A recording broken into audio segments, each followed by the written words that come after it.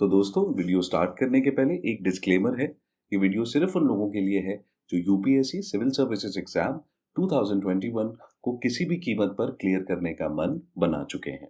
अगर आपको थोड़ा सा भी डाउट है अपने डिसीजन पर तो आपसे रिक्वेस्ट है मेरी कि वीडियो आगे देखने से पहले आपके डाउट क्लियर कर लें प्लीज। और दूसरी बात, यूपीएससी 2021 की डिटेल स्ट्रैटेजी पूरा 365 डे प्लान मैं ऑलरेडी अपलोड कर चुका हूँ। आज इस वीडियो में हम फोकस करेंगे कि यूपीएससी 2021 के सिविल सर्विसेज एग्जाम में आखिर रैंक लाने के लिए हमें क्या करना होगा, बशर्ते आप रैंक लाने में इंटरेस्टेड हो। ऑफ कोर्स आपसे मेरी रिक्वेस्ट है कि आप पूरा वीडियो देखें। ये कोई कॉपी पेस्ट स्ट्रैटेजी नहीं है, फैक्ट्स पर बेस्ड है, यूपीएससी टॉपर्स के डेटा पर आधारित है। बकायदा आपको प्रूफ के साथ दिखाएंगे कि यूपीएससी सिविल सर्विसेज एग्जाम में रैंक लाने के लिए आखिर क्या करना है। तो हर बड़े काम को साकार करने में समय लगता है, मेहनत लगती है, लेकिन एक और चीज है जो हम नजरअंदाज कर देते हैं और वो है हमारा गोल, हमारा टारगेट। मेरा मानना है कि हर एक यूपीएससी एस्पिरेंट अपनी जर्नी की शुरुआत ये सोच करके करता है कि मुझे रैंक लानी है, और ऑल इंडिया रैंक 400, 500, 655 ऐसी वैसी रैंक नहीं, ये टारगेट नहीं हो सकता किसी का। टॉप करना है यूपीएससी का एग्जाम, है कि नहीं? और ये कोई रॉकेट साइंस नहीं है, इन लोगों ने ये ऑलरेडी अचीव किया है and I don't think so there is any reason कि आप ना कर सकेंगे।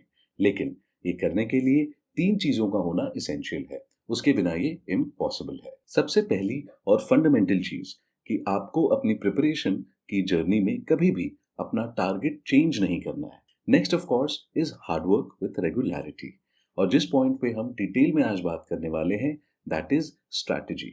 किसके लिए? रैंक लाने के लिए। हार्डवर्क करने वाले देखिए बहुत लोग हैं, यूट्यूब पर मैराथन वीडियोस देखते हैं मिसगाइड होकर, 4 घंटे में वर्ल्ड ज्योग्राफी कवर करा देते हैं, 6 घंटे में मॉडर्न हिस्ट्री देख लेते हैं, पता नहीं क्या क्या। तो ऐसे डिस्ट्रैक्शंस को अवॉइड करते हुए हमें अगर अपनी ड्रीम रैंक अचीव करनी है तो हमारे पास एक क्लियर कट प्लान, एक रोड मैप होना चाहिए।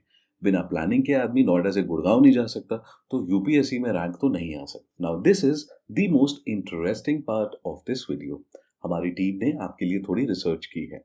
अब आपको सिविल सर्विसेज टॉप कराना है तो टॉपर्स की स्ट्रैटेजी भी देनी पड़ेगी, राइट? हमने क्या किया है यहाँ पे, जितने भी हमारे टॉपर्स रहे हैं in UPSC civil services exam पिछले 5 सालों में, उन सबके मार्क्स एक जगह कंपाइल कर लिए हैं so that we can analyse it. For example, Ira Singhal के ऐसे में 160 नंबर आए हैं, टीना डाबी के जनरल स्टडीज 2 पेपर 3 में 84 नंबर आए हैं, and so on and so fourth. But don't worry, हम सिर्फ आपको ये डेटा नहीं दिखाएंगे, ये तो आप हजारों चैनल पे देख सकते हैं। हम इसके बियॉन्ड जाएंगे। What we have done next here is that we have calculated the contribution of each and every paper in the total marks obtained, और ये हमने सारे टॉपर्स के लिए किया है। So for example, Ira Singhal की जनरल स्टडीज 1 पेपर 2 में है 103 and her total marks are 1082। So हम इस सब्जेक्ट का, that is general studies 1 paper 2 का कंट्रीब्यूशन निकालेंगे in the total marks obtained, alright, और फिर उसको परसेंटेज में कन्वर्ट कर देंगे। तो अब आपके पास इन सारे टॉपर्स की एक स्पेशल रिपोर्ट कार्ड है एक तरीके से। अब हम एक एक करके इसको एनालाइज करेंगे और ये पता लगाएंगे कि हमारी स्ट्रैटेजी में क्या एलिमेंट्स होने चाहिए जो भी मिसिंग है। सो फर्स्ट ऑफ ऑल हमारे पास है ईरा सिंगल। 2014 में इन्होंने UPSC civil services exam top किया था। अब इस ग्राफ में एक्स एक्सिस पर सब्जेक्ट्स है और वाई एक्सिस पर कॉन्ट्रीब्यूशंस है। किसका कॉन्ट्रीब्यूशन? जो मार्क्स एक पर्टिकुलर सब्जेक्ट में आए हैं उसका टोटल मार्क्स में कितना परसेंटेज कॉन्ट्रीब्यूशन है। सो वी कैन सी इनके टॉप करने में पेपर 1 यानी essay, paper 5 that is ethics, optional papers यानी कि पेपर 6 एंड 7 और इंटरव्यू का काफी बड़ा रोल है। आपकी जानकारी के लिए इनका ऑप्शनल सब्जेक्ट ज्योग्राफी था। नाउ सिमिलरली टीना डाबी के सब्जेक्ट वाइज मार्क्स देखकर हम बहुत ही आसानी से बता सकते हैं कि उनके टॉप करने के पीछे एसे, जीएस पेपर 1, ऑप्शनल्स और इंटरव्यू का योगदान है। इनका optional subject for your information PSIR था। Now let us see the next topper. Now 2016 topper Nandini, इनका ऑप्शनल सब्जेक्ट था कन्नड़ लिटरेचर। अगर आप ये ग्राफ ध्यान से देखेंगे तो इनकी नाव भी पार लगाई है ऑप्शनल्स और पर्सनालिटी टेस्ट ने। हमारी लिस्ट में अगला नाम है Durishetty Anudeep. He was the topper of UPSC Civil Services Exam 2018. Anthropology was his optional subject, which is a very interesting choice.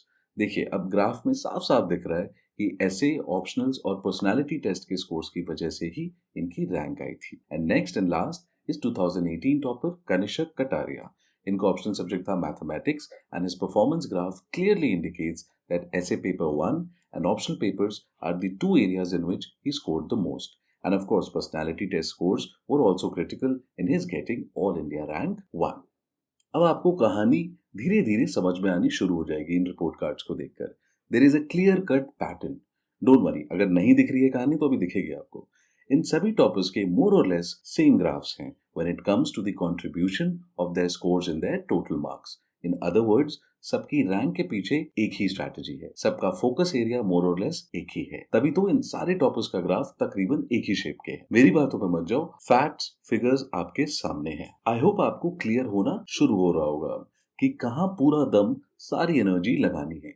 C time is limited and it is same for everyone, 24 hours. अब इसी समय में कोई prelims भी नहीं clear कर पाएगा, चाहे वो दूसरा या तीसरा अटेम्प्ट दे रहा हो, और वहीं कोई अपने पहले अटेम्प्ट में ही टॉप कर जाएगा, रैंक ले आएगा. रीजन सिंपल है, strategy end of course discipline, जो ऑब्वियसली आपके हाथ में है. मैं बस आपको ये इन्फॉर्मेशन दे सकता हूँ, इसको अमल में लाना है, कैसे लाना है, क्या करना है, इसका is entirely up to you. So what did we learn from this detailed analysis of the topper's scorecard? First of all, and most importantly, optionals.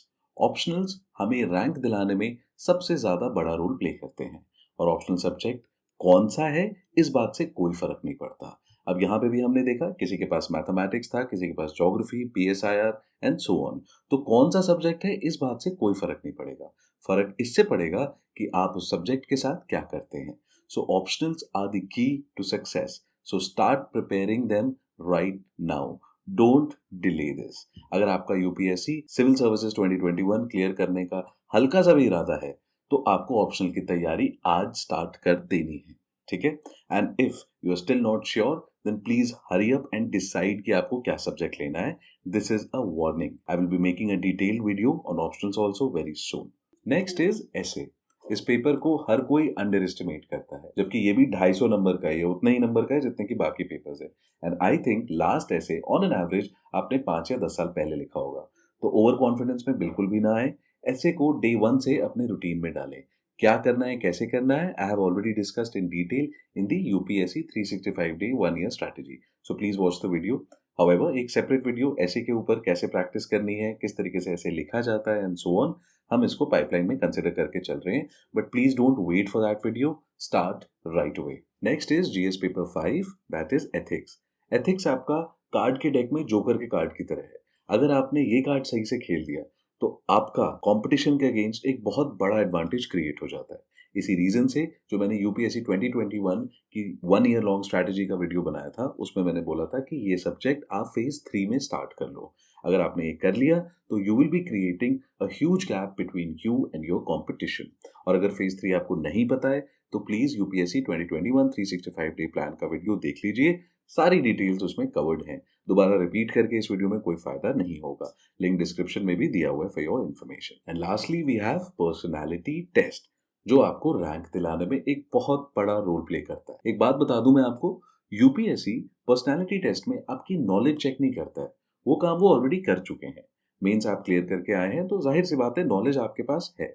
यहाँ पर वो ये असेस करने की कोशिश करते हैं कि क्या आपकी पर्सनालिटी सूटेबल है एक ब्यूरोक्रेट बनने के लिए या नहीं.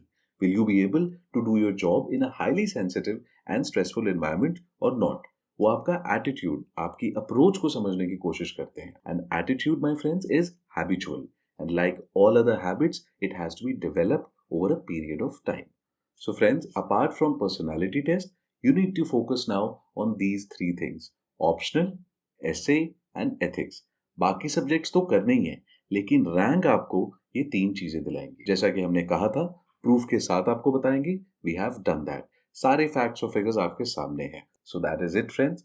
आई रियली होप आपको आज का वीडियो अच्छा लगा हो. अगर अच्छा लगा है तो हमारे चैनल को सब्सक्राइब करें, वीडियोस को शेयर करें. Once you do that, we also feel more motivated to bring out the best possible content for all of you. So thank you so much for your time. Now see you soon in the next video.